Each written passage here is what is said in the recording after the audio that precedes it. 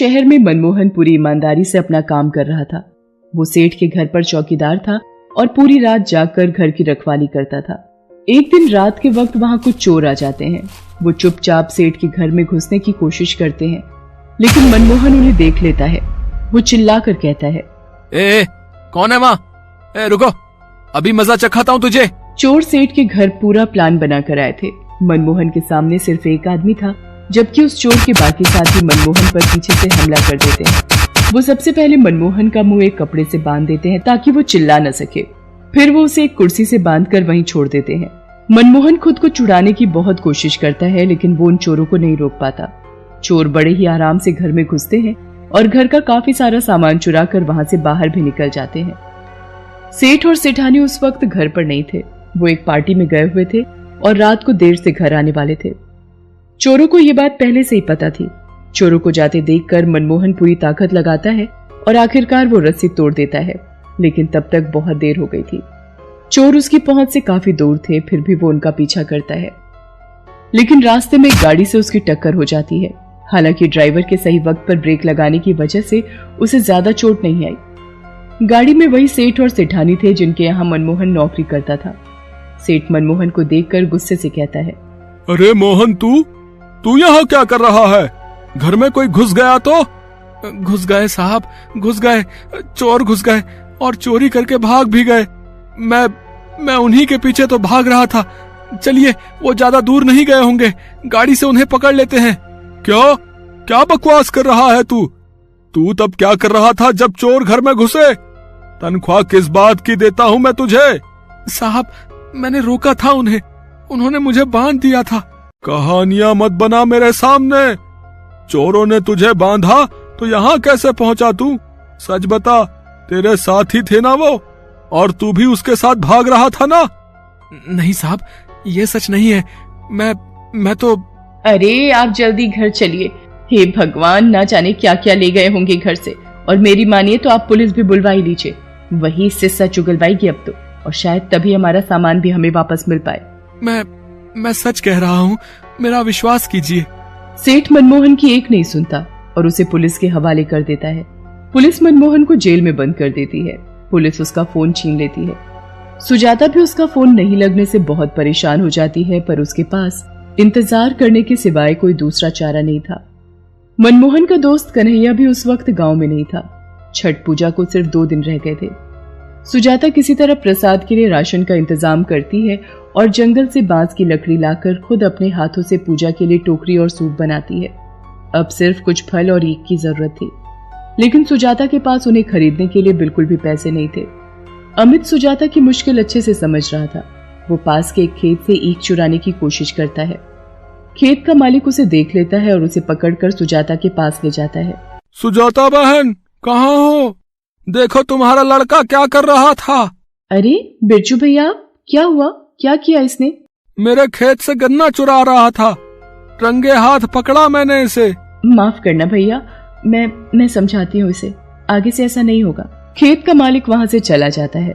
फिर सुजाता अमित से पूछती है, अमित क्या है ये सब? तुमने चोरी क्यों की? माँ, मुझे पता है आपके पास छठ पूजा के लिए ईख और फल खरीदने के लिए पैसे नहीं है।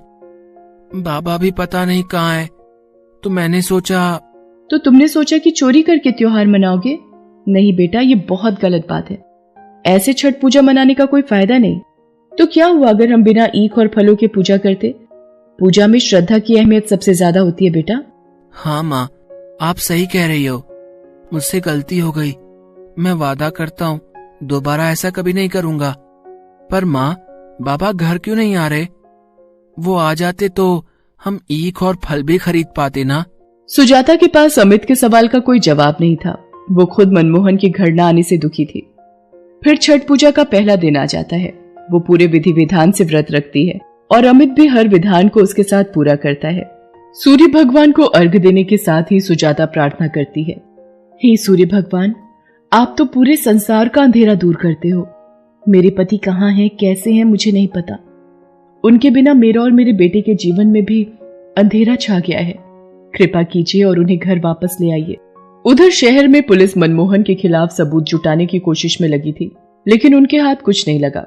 बल्कि सेठ के घर के सामने लगे एक सीसीटीवी कैमरे की फुटेज से उस रात का पूरा वाकया सामने आ गया और इस तरह मनमोहन निर्दोष साबित हुआ। मनमोहन जेल से बाहर आ गया और सेठ उसके सामने शर्मिंदा होकर बोला, माफ कर दो मोहन, मैंने तुम्हारी ईमानदारी पर शक किया, ये मेरी गलती थी। मैं तुम्हें वापस नौकरी पर रखना चाहता हूँ, वो भी पहले से ज्यादा तनख्वाह पर। शुक्रिया साहब, पर मैं सबसे पहले अपने घर जाना चाहता हूँ। मेरी बीवी और मेरा बच्चा अकेले हैं, उन्हें मेरी चिंता हो रही होगी। सेठ मनमोहन को कुछ पैसे देकर उसके गांव भेज देता है। सुजाता और अमित मनमोहन को देखकर बहुत खुश होते हैं। मनमोहन उन्हें अपने साथ हुआ पूरा किस्सा सुनाता है। फिर सुजाता उससे कहती है, सब सूर्य भगवान की कृपा है जी, आप इतनी बड़ी मुसीबत से बाहर निकल आए। मैं तो कहती हूँ अब से हम हर बार छठ पूजा मनाएंगे। हाँ हाँ, बिल्कुल मनाएंगे और खूब अच्छे से मनाएंगे। क्यों अमित? अमित अपने पिता के गले लग जाता है। फिर सब लोग मिलकर पूरी श्रद्धा से छठ पूजा करते हैं। अमित बहुत खुश था।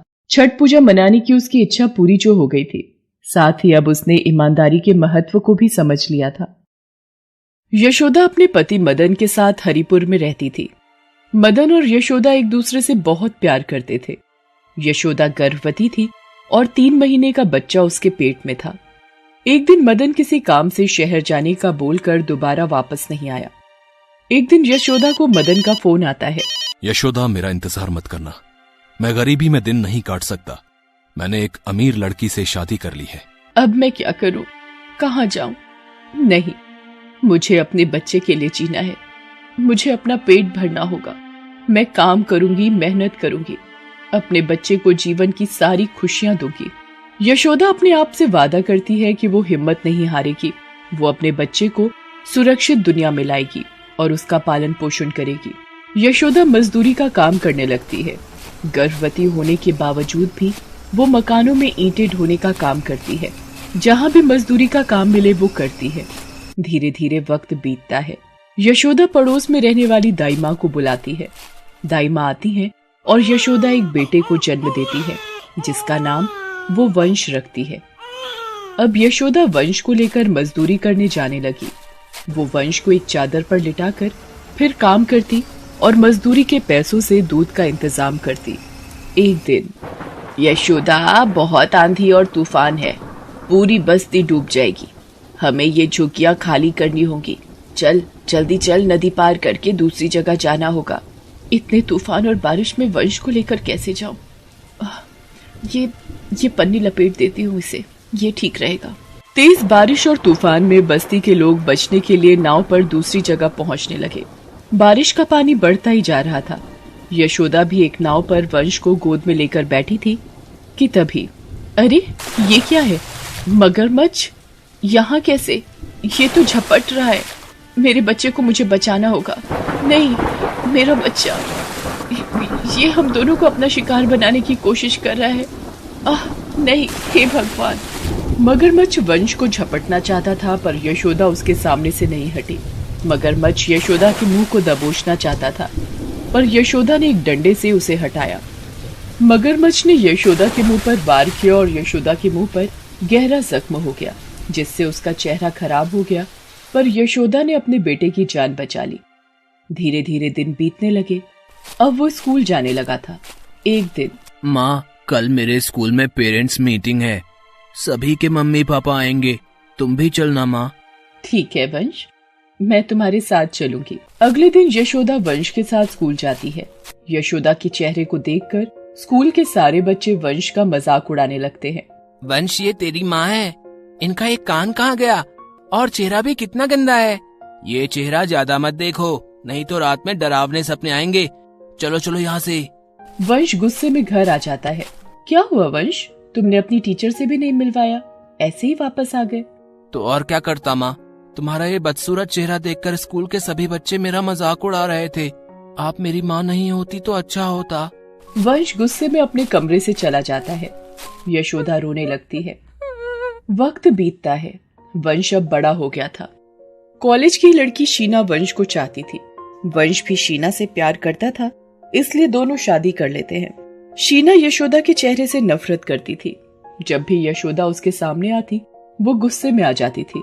एक सुबह, वंश, अपनी माँ को साफ मना कर दो, मेरे सामने सुबह सुबह अपना डरावना और मनहूस चेहरा लेकर ना आया करे। तुम गुस्सा मत करो शीना, मैं माँ को समझा दूंगा। यशोदा ये सब सुन लेती है और रसोई में जाकर रोने लगती है। तभी वंश आ जाता है। माँ तुम्हें कितनी बार समझाया है, शीना के सामने मुंह को ढककर जाया करो। इस चेहरे को देखकर वो घबरा जाती है। बचपन की बात और थी, मैंने झेल लिया, पर शीना मेरी पत्नी है। उसे इस घर में तकलीफ होगी तो मैं उसे लेकर हमेशा के लिए चला जाऊंगा। यशोदा चुपचाप वंश की कही बातें सुनती रहती है और मन ही मन रोने लगती है। धीरे धीरे समय बढ़ता है। शीना अब माँ बनने वाली होती है। शीना का 9वां महीना शुरू हुआ था। वंश को कंपनी के काम से 10 दिन के लिए दूसरे शहर जाना था। वो शीना से बोला, शीना मुझे कंपनी के काम से दूसरे शहर जाना है, 10 दिन लगेंगे। तुम अपना और होने वाले बच्चे का ध्यान रखना। वंश, तुम 10 दिन के लिए जा रहे हो, यहाँ मैं माँ जी के साथ कैसे रहूंगी? उनका चेहरा देखकर मुझे बहुत डर लगता है, मुझे बहुत चिढ़न होती है। तुम ये जाना मना नहीं कर सकते। और कितने दिन लगेंगे तुम्हें नया घर ढूंढने के लिए? मेरे से अब यहाँ और नहीं रहा जाएगा। नहीं शीना, ये मेरी नौकरी का सवाल है। अगर मैं नहीं गया तो नौकरी चली जाएगी। मेरा जाना जरूरी है। फिर कुछ ही दिनों की तो बात है, और मैं आ जाऊं, फिर हम कहीं और चलकर रहेंगे। माँ को यहीं रहने देंगे। अब तो ठीक है? हाँ, इस शर्त पर तो मैं तुम्हें जाने की इजाजत देती हूँ। मैं चाहती हूँ हमारा बच्चा हॉस्पिटल से सीधा हमारे नए घर में ही जाए। यशोदा वंश के घर छोड़ने की बात को सुनकर घबरा जाती है, पर उस वक्त वो वंश को कुछ नहीं कहती। वंश 10 दिनों के लिए शहर से बाहर चला जाता है। शीना उसके पीछे से एक दिन अपनी सहेली निशा को घर बुलाती है। अच्छा हुआ निशा तू आ गई, वरना मैं तो अपनी सासू माँ का डरावना चेहरा देखते हुए परेशान हो रही थी। चल आजा अंदर, एयर कंडीशनर की ठंडी हवा में बैठते हैं। मैंने वंश को कहकर अपने कमरे में लगवाया है। हाँ यार, ये तूने अच्छा किया। थैंक गॉड, बाहर इतनी धूप थी। ये ठंडी हवा अच्छी लग रही है। यशोदा उन दोनों के लिए चाय लाती है। शीना, आंटी जी का चेहरा तो सच में बहुत ही बदसूरत है।